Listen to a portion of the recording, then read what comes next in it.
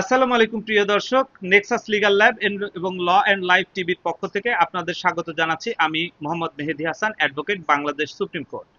সম্প্রতি সরকার রিটার্ন অনলাইনে সাবমিট করা বাধ্যতামূলক করেছে, যাতে অনেকের ভিতরেই কনফিউশন হয়েছে।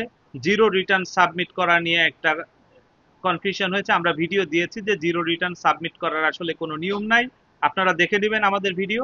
আর একটা হচ্ছে যে ইনকাম ট্যাক্স কম করার কোনো সুযোগ আছে কিনা, কম ট্যাক্স আসে এরকম কোনো সুযোগ আসে কিনা। উত্তর হচ্ছে না, আইনে আসলে এইভাবে ট্যাক্স কম আসার কোনো সুযোগ নাই।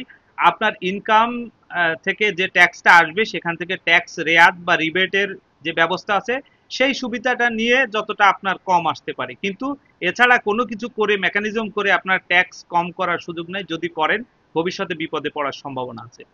সুতরাং যদি কেউ সঙ্গতভাবে সঠিকভাবে ট্যাক্স রিটার্ন ফাইল সাবমিট করতে চান, আমাদের সার্ভিস নিতে পারেন। আমাদের চেম্বার আফতাবনগর, ঢাকা। অনলাইনে দেওয়া নাম্বারে আপনারা যোগাযোগ করে আপনার রিটার্নটি আইনসম্মতভাবে সাবমিট করে নিতে পারেন, যাতে করে ভবিষ্যতে আপনাদেরকে আর কোনো বিপদে পড়তে না হয়। আসসালামু আলাইকুম রহমতুল্লাহ।